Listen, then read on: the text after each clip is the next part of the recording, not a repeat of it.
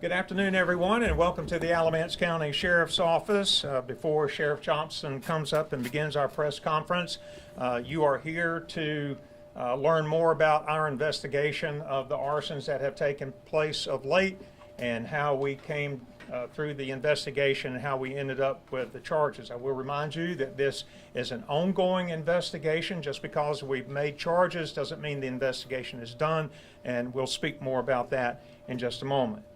My name is Byron Tucker, the Public Information Officer for the Alamance County Sheriff's Office. I've given you all hard copies of our press release and one of the individuals who was arrested, but rest assured that after today's press conference, I will send out digital copies so that you'll have that as well. There are a few folks first. Before we begin, I'd like to introduce to you first the Honorable Mayor of Graham, Ms. Jennifer Talley. Also with the City of Graham, Assistant Chief Rodney King with the Police Department. Also with the Graham Police Department, Captain Tony Velez. So if you have specific questions for Graham, you can ask Captain Velez or Assistant Chief King. District Attorney, the Honorable Sean Boone is with us today as well. Graham Fire Chief Tommy Cole. Also Alamance County Fire Marshal John Payne is with us today. Fawcett Fire Department Chief Jimmy Westbrooks. Also with us today, I'd like to introduce our Chief Deputy of the Alamance County Sheriff's Office, Jackie Fortner. Also in attendance with us, Lieutenant Brad Hall, who heads up our Criminal Investigation Division, or also known as CID. Also, one of our partners in this investigation, the ATF, Alcohol, Tobacco, and Firearms, and with us today is Resident Agent in Charge Jason Walsh. So again, we appreciate you being here, and at this time I'd like to introduce Sheriff Terry Johnson. Good evening. Glad everyone's here today. There has been a few fires here in Alamance County over the last few weeks that we got involved in investigations in these fires. First one occurred on November the 12th, 2023 at approximately 7:56 p.m., which was the Cup Weaving Mills in the City of Graham. And I will leave those questions to the Graham officials as we move forward. But as a result of that fire, a short time later, actually 12:09 a.m., we had a house fire, a vacant house fire, in the green level area at 910 Blossom Lane. Fire was proven to be intentionally set. It was a vacant home. That spawned us to start looking at some of the fire cases. Well, shortly after that, the Carolina Mills, on November 25th, 2023, approximately 5:39 a.m., there was a fire that happened there, which really made us think that we have an arsonist or someone that homeless or whatever is burning these particular buildings. We were able to develop a person of interest, which later turned out to be a suspect, which later was picked up, questioned, and admitted to the Cup fire and the house fire out in the green level area. That was Mr. Waylon Phillips, gentleman here. We have charged him with felony burning certain buildings and felony breaking and entering pertaining to that particular house. We also, in the early stages, charged him with the breaking and entering and the felony burning of the Cup Mills. We have yet to identify specifically any individual involved in the Carolina Mills fire in Hopedale, North Carolina. That investigation is still active. Personally, in my mind, there's no doubt that fire was set due to the fact of no electricity to that particular building and no lightning flashing that night. We called in the Bureau of Alcohol, Tobacco, and Firearms, Graham Police Department, because of the fire that happened in Graham and the boy admitting to that fire on the particular night. Fire chiefs, the fire marshal, all of us work collectively Graham Fire Department, trying to figure out what happened and how these fires occurred and who in fact was responsible. Like I said, the first person that we picked up and arrested was Waylon Phillips, white male, 22 years of age. And you can see here is the fire at Cup Finishing or Cup Weaving in Graham, which was located on 300 East Parker Street. Now, you see a lot of people say, well, do y'all know exactly where the fires occur? We do, as a result of the confession of Waylon Phillips. However, the sites are too dangerous to get into and try to search the area for the exact point. We were told by one of the suspects what the point of the starting of the fires was in both incidents. Right now, there are 3 juveniles, a 14-year-old that has been charged by the sheriff's office on a petition with felony burning buildings and felony breaking and entering. There's a 14-year-old charged with the same and a 15-year-old charged with the same. At this time, they are being held in custody in the Juvenile Detention Center here in North Carolina. At this time, we are continuing to work extensively on the Carolina Mills fire, and we're checking back. As a matter of fact, prior to coming in to this press conference today, I received a call from a gentleman, I'll not call his name, that told me 12 years ago that one of these individuals, which was the adult now, had set a fire out in the county which burned up about 2 acres of property, but nothing was ever told or done about it. The fire departments put those fires out. At this time, I would like to ask Graham Mayor to please come up and say a few words.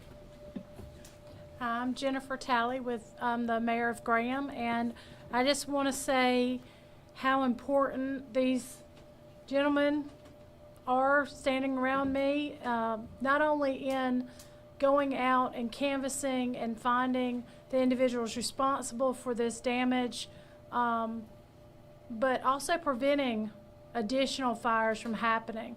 It was very important that they arrest the people that are responsible so that we did not continue to have this. And I truly believe that additional fires would have been set had we not had the wonderful work that these individuals do day in and day out, and we appreciate them so much. We appreciate the public calling in, providing tips, being willing to speak with law enforcement so that we can get the right individuals in custody in order to prevent something catastrophic.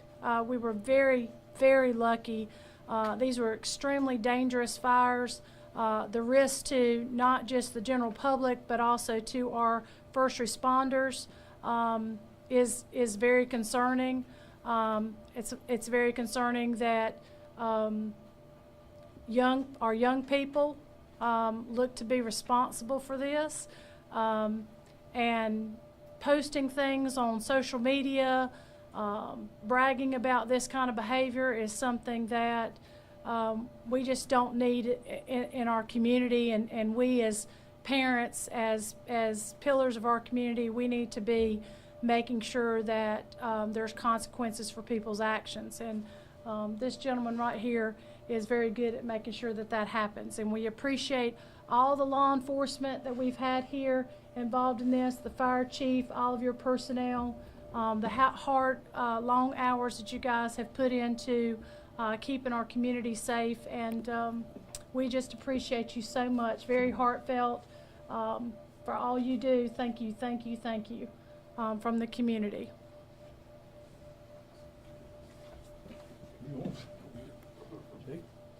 We have a release for the meeting. Okay. I'd like to ask our ATF supervisor, Mr. Jason Walsh, to come up. They have been an integral part of this investigation, especially our Carolina Mills, and we have a great working relationship with them, and they are there when we call them. Please come up. Thanks, Sheriff. Appreciate the opportunity of being here today. At ATF, we continue to support many of our local state fire teams as well as law enforcement teams. Arson is obviously a very serious crime, one that we at ATF take very serious. We have a cadre of experts, certified fire investigators that are on call 24/7 to respond to incidents just like this. This, as you saw, was a massive scene. However, based on their hard work, diligence, and working with our state and local partners, in this instance, we've been able to come to a conclusion. We hope and that justice will be brought on those individuals responsible for this fire. Thank you for the opportunity. Like our district attorney, Sean Boone, to please step up. Everything that has been discussed here today has fallen sort of under an umbrella that we commonly call arson. Let me just be specific about the charges. There is no specific arson charge among these cases. In North Carolina, arson charges relate to dwelling houses, homes. There are statutes that cover a wide variety of structures, and this falls under that. So just to be clear, when you talk about what the exposure is for somebody, an adult in North Carolina charged with the offense of burning the mill, for example, that's a Class F felony in North Carolina, which is about the mid-range of where our felonies stand. Our felonies range from Class A, which is first-degree murder, all the way down to Class I. So it's sort of in the middle there. The maximum punishment, the maximum exposure is 59 months in prison, and that depends on what one's record is. Now, as for the juveniles, they have been petitioned under the same charges.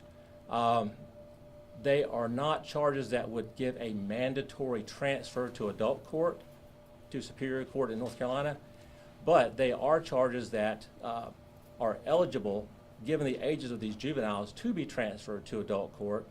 That can be done upon the motion of the prosecutor, and we will review that once we get the case file.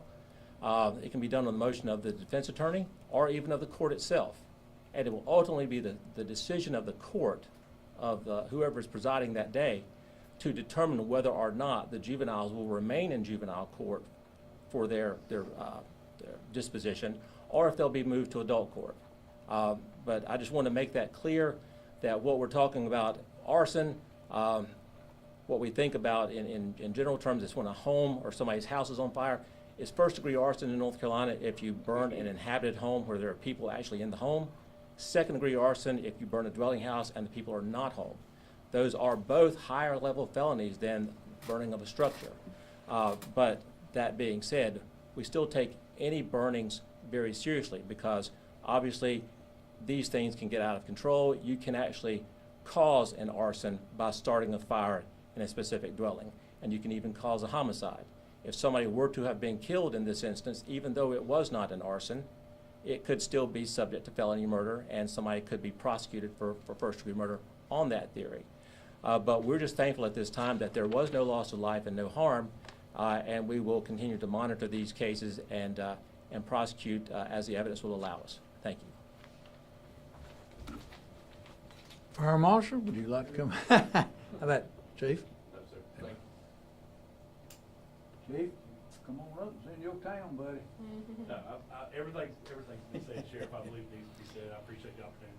Well, let me say, I think we're very, very fortunate with the way these buildings, especially these mill buildings, were, that we didn't wind up losing a firefighter while they were trying to put the fires out.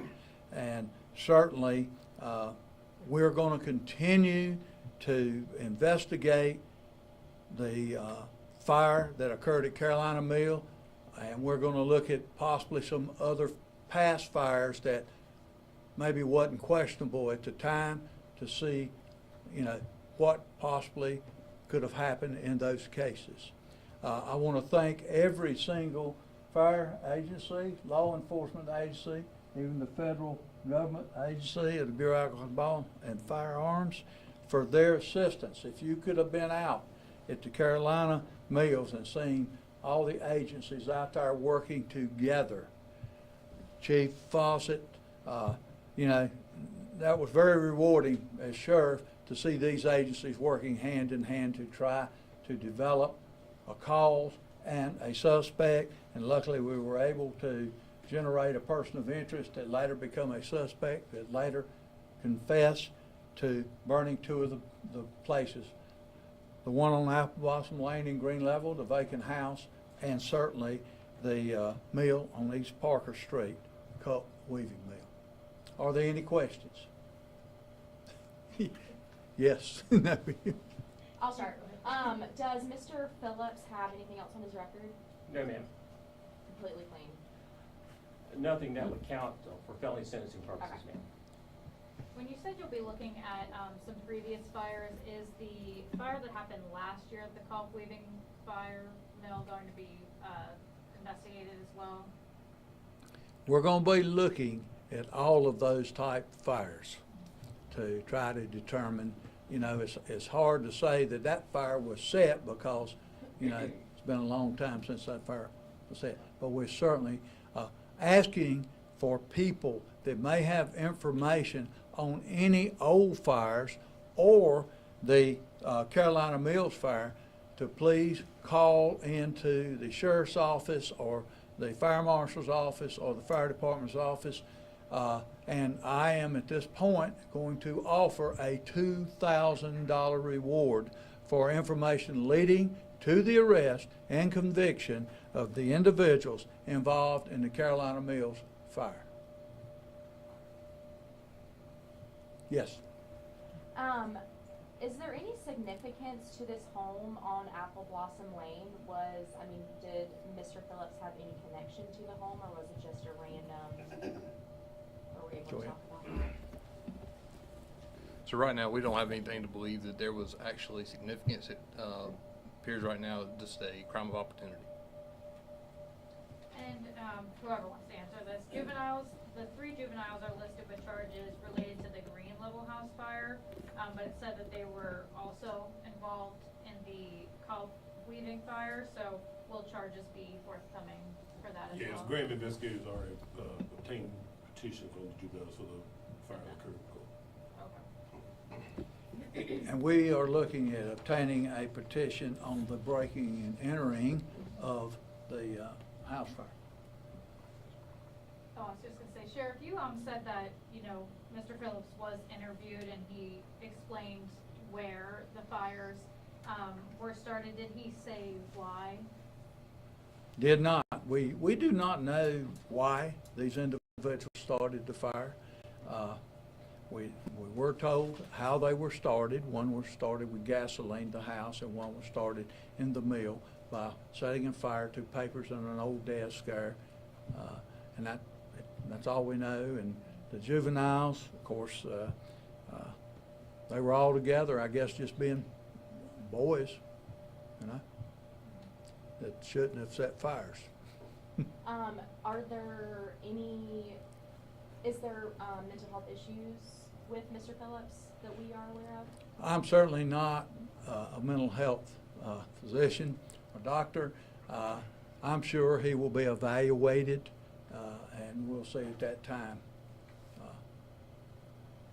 Yeah, I'll ask, were there anything that Mr. Phillips might have said that indicated that this was planned out, as opposed to just, you know, him going in there with gasoline? Was not that I'm aware of.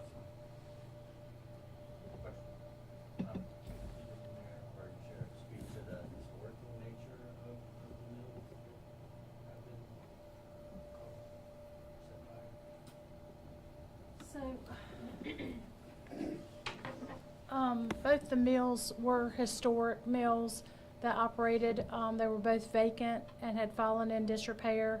I think the one out in Hopedale, I believe, was for sale, and I think that they were trying to expedite a sale on the one in Graham. I think they had been in and out of court quite a bit due to some title issues, and one of the property owners being from out of the country. So, While you're up there, I know that we kind of spoke about the owners of the Culp Weaving Mill building, the last, a couple weeks ago. Have you been able to talk any more with them about this entire situation, the investigation? Are they trying to do anything to help y'all out with this building? Are they, communicating with you at all? We have been reaching out to them for sure. We're trying to do everything that we can to encourage the property owner to either bring the building into compliance or either sell the mill to someone that will bring it into compliance. So we're still working through those talks, and we certainly hope to have something done here. I think in one sense, the fire happening, there was a lot of things that were being stored in the building that they were having trouble, like they were going to have to relocate it. Now doesn't seem to be their big issue. So hopefully, keep our fingers crossed that we're able to negotiate something to be able to move forward on that property and restore that community there, because it is a problem. But I have one more question for the DA. Yes. When is the next court date for Mr. Phillips? I don't know the next court date for Mr. Phillips. We can check it out in the nccourts.org. Mhm. You can find his name by county, but typically after the first appearance, they are required to be a court date set within the next 15 business days of that. And then as far as the juveniles are concerned, I know that they have to go through the petition, all of that that's involved with that. Are they under a bond, or do they have to go through this? They're not under a bond. It's sort of a parallel, separate system. The Okay. juvenile system is. But as far as any type of bond, that would not be the case until or unless they were transferred to adult court. Okay, gotcha. I have one more question. If somebody with the Graham Police Department could speak to this, charge against Mr. Phillips, the 3 counts of contributing to the delinquency of a minor, was there any coercion to set these fires, or is that just the charge when an adult? That's just the applicable charge when you have an adult that's with children when they do something that they shouldn't be doing. Phillips in custody, or is he out on bond? Phillips, it's currently, I think his bond's been reduced. I learned just a little bit ago to $100,000. Why was it reduced? That's the judges. I don't sit on the bench. Do you, I know that you're not the judge, I know that you can't tell me what the thought process is with that, but because he did not have a record, does that play into that?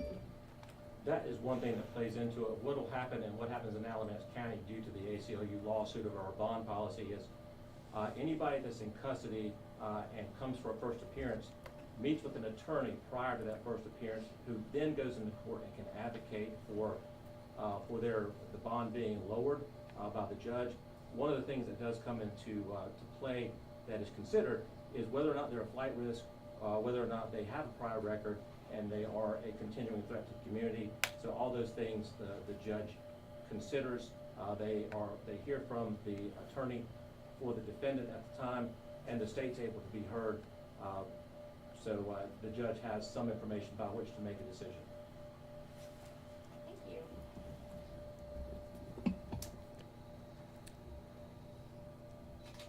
What's his first appearance today? Mr. Phillips' first appearance today would have been on the new contributing to the delinquency of a minor charge. The felonies have already been in court on a first appearance. Oh, gotcha.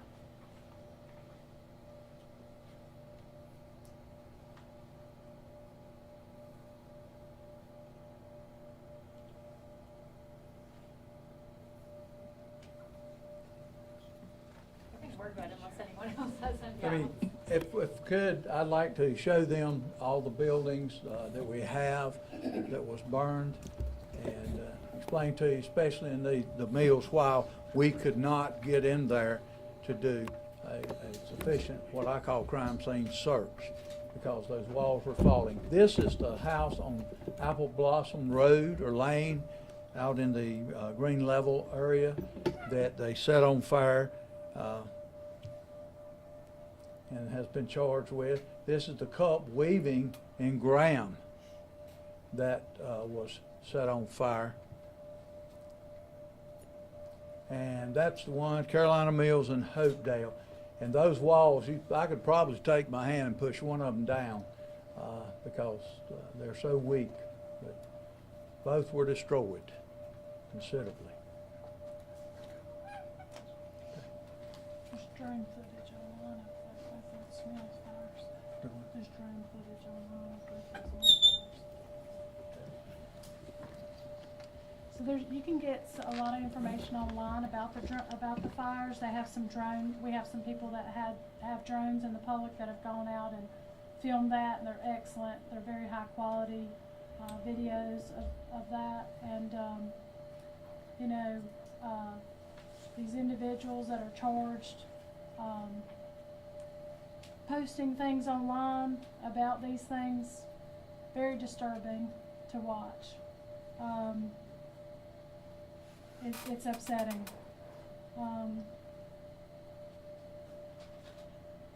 Tells you a lot to watch a video in their own words. And it's a shame that, we have such young people getting in trouble like this. They're going to have a record the rest of their life. But we cannot tolerate it. We're going to enforce the law here in Alamance County, and we're going to work hard to continue to make these type cases. And if we do, there'll be other people charged if we find other people involved, and if it, whatever. We're going to look into the fires and do everything we possibly can to figure out what happened and who did it. Thanks, Sheriff. And Mayor, thank you for being here. All of our guests, thank you for reiterating what Mayor Talley said for what you all do, and our officers that are in attendance today with the Alamance County Sheriff's Office. Thank you all. If there are no further questions, or if you want to speak with some of our guests here individually, you're welcome to do that. But at this point, we'll close the press conference, and I will send the digital file of the press releases and also the photo of Mr. Phillips. Thank you all so much for being here today. We appreciate it.